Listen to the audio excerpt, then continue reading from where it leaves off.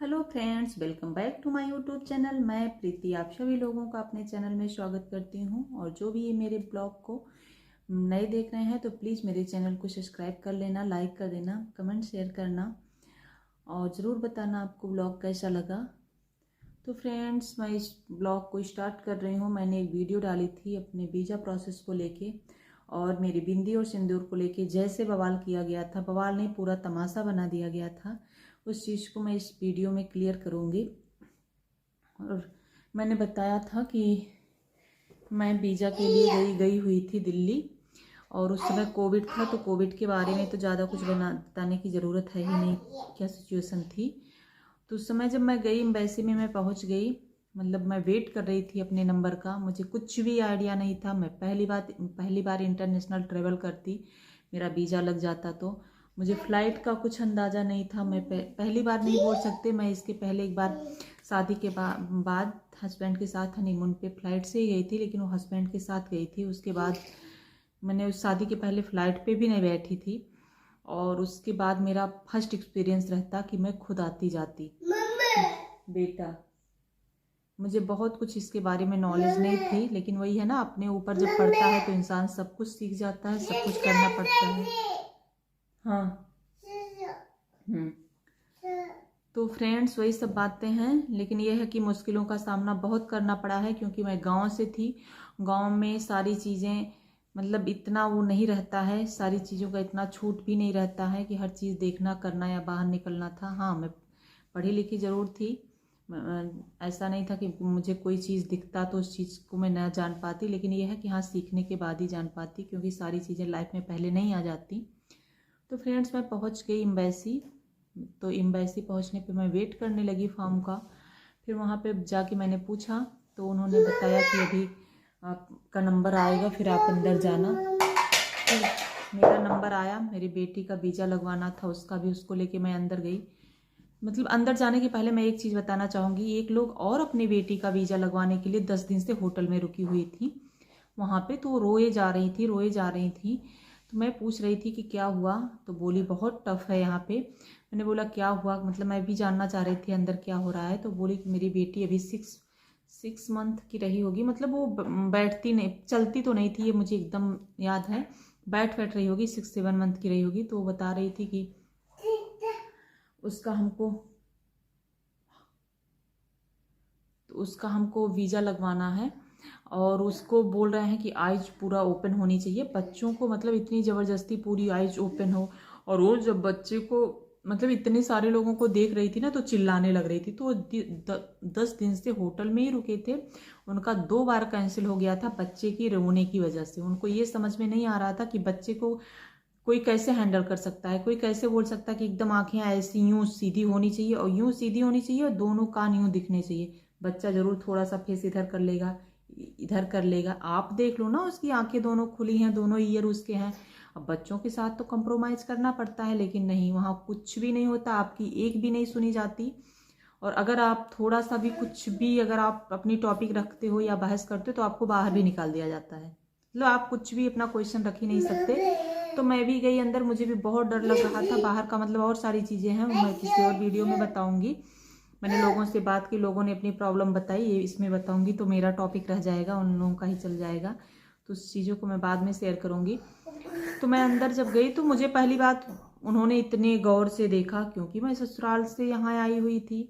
उसके बाद मैंने साड़ी डाला था, माथे पे बिंदी थी, सिंदूर था, सब था। हाँ, सर पे पल्लू मैंने नहीं लिया था, साड़ी को यूँ ऐसे किया था, क्योंकि भैया के साथ गई थी। यहाँ पे मेरे ससुराल साइड का तो कोई था नहीं, तो मैंने सर पे नहीं लिया था। मैंने अपना दिया अपनी बेटी का सब। तो पहली बात, बेटी में तो उन्होंने इतना टाइम लगाया, मुझे गुस्सा भी आ रही थी। उसके 4 फिंगर यूँ दबा रहे हैं फिंगरप्रिंट लेने के लिए, फिर बोल रहे हैं उसका ये नहीं आ रहा है, फिर किसी फिंगर का ये नहीं आ रहा है। तो मैं बोली ये मतलब बच्चे की प्रॉब्लम तो है नहीं। तो फिर मतलब किसी तरीके से उसको, मुझे इतनी तरस आ रही थी, इतनी छोटी सी वो थी, उसके फिंगर को दबा दबा के लेना करना, आइज पूरी सीधी हो, दोनों ईयर दिखे, मतलब दुनिया भर का तमाशा। किसी तरीके से उसके बीजे का सारा फॉर्म उन्होंने ले लिया, तो मुझे ये संतुष्टि हुई, चलो इसकी प्रोसेस हो गए। फिर आई मेरी बारी आई। जैसे उन्होंने मेरे फोटो को देखा, पहला क्वेश्चन उन्होंने सिंदूर को लेके किया, व्हाट इज दिस। मैंने बोला मतलब आई एम मैरिड। तो उनको मतलब इस चीज़ का बिल्कुल भी, आप मैरिड हो तो उससे सिंदूर का लेना देना कुछ नहीं है, बिंदी का लेना देना कुछ नहीं। आपने मतलब पहले उन्होंने मेरा फोटो रख के बोला आपने बिंदी क्यों लगाई। मतलब ये नहीं बोल सकते कि वहाँ केवल स्पेनिश या इंग्लिश बोलने वाले ही थे, अदर कंट्री की, तो ऐसा कुछ नहीं था। इंडियन भी सपोर्ट में रहते हैं, बहुत सारे कर्मचारी जो भी काम करते हैं वो इंडियन भी थे। उनको अच्छी खासी समझ गई होगी कि हाँ इंडिया में सिंदूर या बिंदी का या हमारे देश का कल्चर क्या है। लेकिन कोई कुछ नहीं, उस पे मेरे से इतने क्वेश्चन पूछे गए। ये नहीं होना चाहिए था, बिंदी आपने क्यों लगाई, आपने सिंदूर क्यों लगाया है, आपने सर पे पल्लू क्यों रखा, सर पे पल्लू रखने की वजह से आपका फोटो रिजेक्ट किया जाता है। मतलब फोटो नहीं रिजेक्ट किया जाता, वहाँ पे एक ऑप्शन और था कि अगर आपके फोटो को रिजेक्ट कर दिया जाता है तो आप जाके तत्काल में 15 से 20 मिनट का वो टाइम देते हैं, आप तत्काल में जाके थोड़ी दूर पे फोटो आप खिंचवा सकते हैं। लेकिन उस फोटो की प्राइस शायद 400, उस समय 400-300 एक फोटो की रहती, और लेकिन तत्काल में देना पड़ता। लेकिन ये ऑप्शन वो मुझे नहीं दिए। मैंने बाद में भैया ने बताया कि नीचे लोगों को ऐसा भी था। वो एकदम बिंदी सिंदूर और सर का पल्लू लेके एकदम भड़क गए। साड़ी देखते उनको समझ में नहीं आ रहा था क्या हो गया है। मुझे भी गुस्सा आ रही है, लेकिन उस गुस्से को मैं निकाल नहीं सकती थी। मैं एकदम नॉर्मली बात कर रही थी। उन्होंने कहा कि आप अपॉइंटमेंट दूसरा लो, आपका डेट कैंसिल किया जाता है, और आपने बिंदी लगाई है, सिंदूर लगाया है, सर पे पल्लू रखा है, और ये सारे फोटो नहीं चलेंगे इसमें। मैंने बोला सर फोटो की साइज सेम है, जितना आपके फॉर्म में चाहिए उतनी साइज मैंने एकदम सही साइज ली है, मैंने सब बता के निकलवाया है। और यही मैं की थी, मतलब वही फोटो में 3-4 मतलब 4-4 फोटो में 4-4 बार निकलवाई थी। मतलब चारों मैं लेके गई थी कि चलो ये नहीं तो ये हो जाएगा, ये नहीं तो ये हो जाएगा। बस गलती क्या, बिंदी सिंदूर की, हर जगह बिंदी सिंदूर पे मतलब टिक लगा दिया जाता था। फिर उन्होंने अंदर लेके गए, अंदर से भी वो सारा चीज रिजेक्ट होके आ गया। उन्होंने मुझसे ये भी नहीं पूछा कि आप, बोला कि आप जाके फोटो निकलवा लो तो हम आपका प्रोसेस देखेंगे, कुछ भी नहीं बोला। मतलब एकदम बात ही नहीं करना चाह रहे थे, और मुझे कुछ भी समझ में नहीं आ रहा था। मैं बोल रही थी, मैं भगवान को बस वो कर रही थी। ये आ गया फोन पकड़ने। मैं बोल रही थी भगवान अगर ये मेरा रिजेक्ट कर देंगे तब क्या होगा। अब तो मेरे पास कोई ऑप्शन नहीं है, मैं बच्चे को लेके कैसे जाऊंगी, फिर कैसे, मतलब मेरा फॉर्म का अपडेट कब मिलेगा। एकदम मतलब माइंड में इतनी सारी बातें चल रही थी कि एकदम परेशान थी मैं। फिर मैं जब उन्होंने एकदम रिजेक्ट कर दिया कि नहीं आपका, आप फिर से अपॉइंटमेंट लो, आपका कुछ नहीं होने वाला। मैंने बोला सर मेरा अपॉइंटमेंट नहीं मिलेगा क्योंकि अप्रैल लास्ट तक का ही है मेरा, मेरे हस्बैंड बाहर हैं। और तो फ्रेंड्स उन लोगों ने मतलब मेरे फॉर्म को रिजेक्ट में डाल के मतलब क्रॉस करके मुझे दे दिया।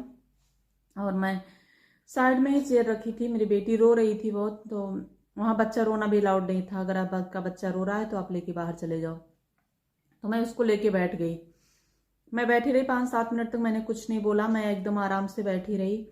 इधर उधर जितने भी वर्कर थे सब लोग काम कर रहे थे, मैं देखी जा रही। मेरी आंखों में आंसू था। अंदर ही अंदर मैं भगवान को बस कह रही थी, भगवान मेरा कितना एग्जाम ले रहे हो, कितना ले रहे हो। मतलब हर जगह बस परीक्षाएं मेरी चल रही थी।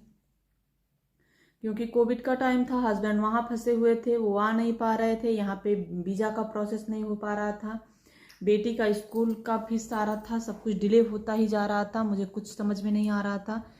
फिर मैंने एक वहाँ की थी, मतलब वो तो इंडिया की नहीं थी, उनसे मैंने थोड़ी सी बात करने की कोशिश की। जब थोड़ा सा मैं रिलैक्स महसूस की तो थोड़ा सा मैंने उनको कहा, तो उन्होंने मतलब साफ मना कर दिया कि आप काउंटर पे आके बात नहीं कर सकते। तो मैंने उनसे रिक्वेस्ट की, मैम मेरी बहुत बड़ी प्रॉब्लम है, अगर आप मुझे अपना 2 मिनट दे दो तो मैं बात करना चाहूँगी आपसे। तो उन्होंने मतलब मुझे टाइम दिया कि आप वेट करो, हम वहीं आके बात करेंगे, आप काउंटर पे मत आओ। तो फिर मैं बैठ गई। फिर उनके दिल में पता नहीं क्या आया, कहाँ से आया, वो मेरे पास आई और उन्होंने मुझे मतलब ओनली 2 मिनट्स बोले। तो मैंने पहली बार उनसे बोला, मैम मैं अयोध्या से आई हुई हूँ। मतलब अयोध्या से मैंने बताया, क्योंकि अयोध्या ही रहते थे हम। मैंने बताया मैम मैं अयोध्या से हुई हूँ और यहाँ पे आके मैं ऐसे रुकी हुई हूँ कि मेरी बहुत बड़ी प्रॉब्लम है, बच्चे के साथ मेरे साथ कोई भी नहीं है। तो उन्होंने तुरंत बोल दिया कि मतलब योर प्रॉब्लम, मतलब आपकी ये वो है। मैंने बोला मैम सही बात है, परेशानी तो मेरी है, लेकिन मेरी आंखों में उस समय आंसू थे और मैं उनको समझाना चाह रही थी कि मेरी दिक्कत क्या है। मेरे जाने के बाद यहाँ से फिर मेरा ये प्रोसेस जल्दी तो नहीं हो पाएगा, अगर कोई ऑप्शन हो तो आप मुझे दे दो। तो उन्होंने फिर पता नहीं अयोध्या का नाम थोड़ा सा सुन के वो बहुत ऐसे सकपका गई। फिर उन्होंने 1 मिनट मुझसे ऐसे मतलब इशारे में बोला। फिर ये पूरे स्टाफ वाले मतलब क्या क्या बातें किए अंदर, क्या क्या बातें किए मुझे नहीं पता। ये अंदर जाके जहाँ मतलब वो राजदूत बैठते हैं वहाँ भी सब गए, सारी बातें कचपच कचपच मतलब एक दूसरे में हो रही थी। मैं एकदम शांत तो उसी जगह पे खड़ी थी बेटी को लेके। फिर उन्होंने फिर मेरे हाथ से वो फॉर्म ले लिया और फॉर्म लेके फिर मुझे इशारों में 2 मिनट्स का ऐसे ही बोला। फिर सारे फॉर्म उन्होंने फिर से चेक करना शुरू कर दिया और उन्होंने मेरे थोड़ा सा ऐसे ऐसे बालों को करके सिंदूर को छुपाने को बोला। मैंने ऐसे ऐसे बालों को करके खुले बालों से सिंदूर को छुपाया, बिंदी यूँ निकाल के मैंने ऐसे हाथ पे लगा लिया। तो और सारा जो फोटो का प्रोसेस होता है वहाँ पे हुआ और अयोध्या के बारे में उन्होंने फिर कुछ क्वेश्चन मुझसे किए, वो सारे क्वेश्चन मैंने बताए। फिर उसके बाद और जो सारे बेसिक क्वेश्चन थे उसमें तो कोई प्रॉब्लम नहीं थी मुझे, क्योंकि हस्बैंड ने सब कुछ बताया था। तो सारे मैं बहुत अच्छे से हैंडल की, जो उन्होंने पूछा सब कुछ मैं बताई। लेकिन भगवान के नाम में अयोध्या में जो शक्ति है ना, मैं ये बोलूँगी वो कहीं भी नहीं है। अयोध्या का नाम लेने की वजह से ना जो चीज़ मेरी लाइफ में चेंज हुआ वो मैं आप लोगों से बता रही हूँ। वो एक चीज़ होता है ना, इम्पॉसिबल को पॉसिबल में पलट देना, सॉरी। तो ऐसी चीज़ें मतलब ये लग रहा था साक्षात भगवान मेरे मतलब उस नाम को लेने से आ गए हैं और मेरे सपोर्ट में आ गए हैं। और फ्रेंड्स, वीडियो हो रहा है लंबा, उसके बाद की मैं सारी चीज़ें आपसे फिर एक वीडियो में शेयर करूंगी। आप लोग जरूर देखना भगवान के नाम में और अयोध्या में कितनी शक्ति है, इस पे मैं वीडियो बनाऊंगी, वो आप लोग देखना। तो प्लीज़ अगर आपको ये मेरा छोटा सा वीडियो पसंद आया हो तो आप मेरे चैनल को सब्सक्राइब करें, लाइक करें, कमेंट शेयर करें और ज़रूर बताना आपको ये ब्लॉग कैसा लगा। मिलते हैं नेक्स्ट वीडियो में, तब तक के लिए बाय बाय।